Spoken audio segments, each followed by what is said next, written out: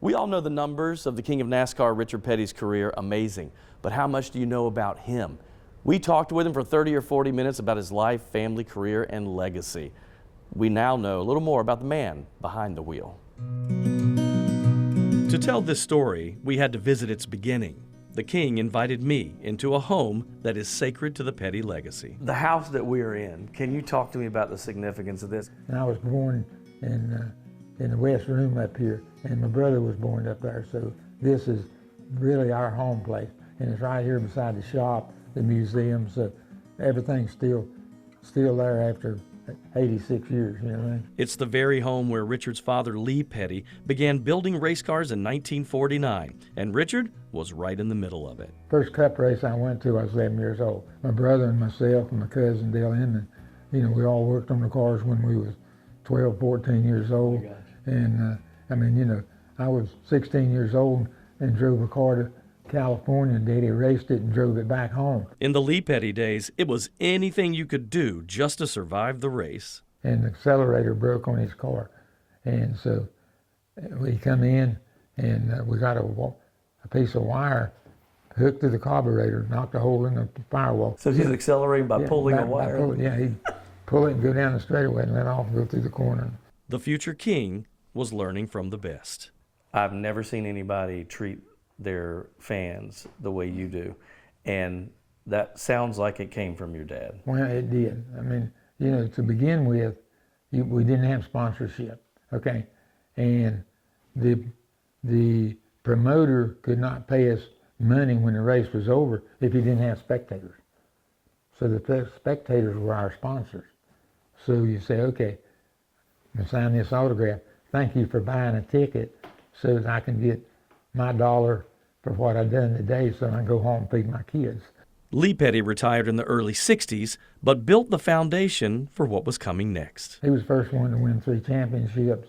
And I think he won 54, 55 races. Until I came along, then nobody had ever beat his record. But along came Richard, who tore up the record books.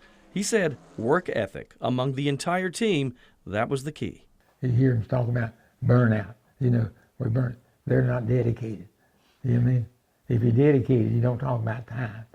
I mean, we used to work 48 hours at a time or 10 hours at a time. You know, whatever it took, we did. And nobody ever thought about, well, I'm tired, I'm going to sit down and rest a while. You didn't do that. There was another person who shared that work ethic, Richard's love and wife, Linda, who knew, even when they were dating, this was going to be a wild ride. The car I picked her up with had been a race car. In the car, we just had a bucket seat. And I'd go pick her up and I'd put a rim in the right front and put a cushion or something on it, and she'd hold on, okay? You know, I finally got a car that had seats. Yeah, I bet you did somewhere. A NASCAR driver's schedule is nonstop, but the King says Linda was the rock of the family. She'd always say, when you gonna quit? You know, you get hurt and laying there and moaning and groaning, and anyhow, and she said, when are you gonna quit driving? I said, when I quit having fun. We had that bad wreck at Daytona in 88, I think, and it knocked me out, and I was laying there. She come in, and I could tell she'd been crying, and so she wiped her lip and everything. She looked down and said, are we having fun? We had different responsibilities. I mean, my responsibility was to go out and make enough money for the family to operate. She paid all the bills, took care of that part of it, and then she took care of the kids. And so we really lived, you know, 2 or 3 different lives.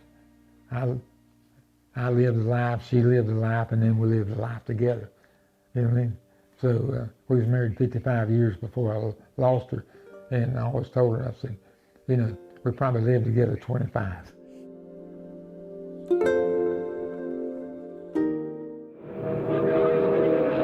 Kyle Petty was to carry the Petty racing torch after his dad retired in the early 90s. Right out of the gates, hopes were high.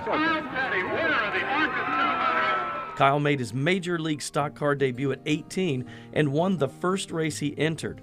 He became at that time the youngest driver to ever win a major. but he had big shoes to fill. And by that time, the Petty empire was a lot to juggle. When Kyle started racing, how was that for you as a dad? That made it tough, okay? It's hard to serve two masters, okay?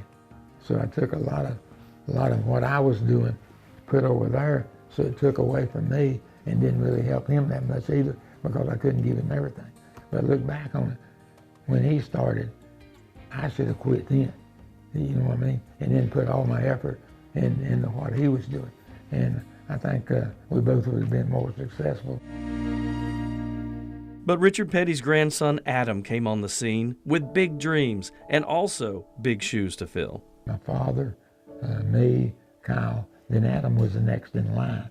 He was the fourth generation. And so everybody was pointing to Adam to take up Petty Enterprises. The good Lord didn't see fit. Said, okay, this is not the way it's going to be. Adam died in a practice session for the Busch 200 race. He was only 19. Before his death, while touring a camp for special needs children, Adam had a revelation. Adam looked around and said, why can't we do something like that? I mean, here's a 19-year-old kid thinking about it. So that's where Victory Junction came about. Built for Adam, lasting for the kids. We're celebrating our 20th year this year.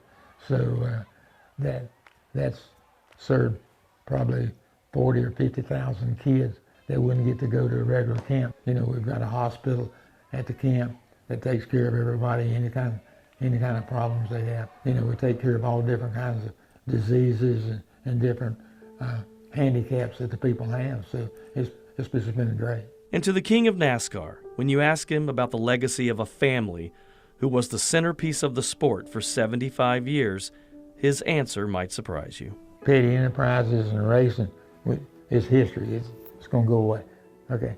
Because there'd be something to take its place. But Victory Junction can always be here and can always be looked at as part of the Petty legacy.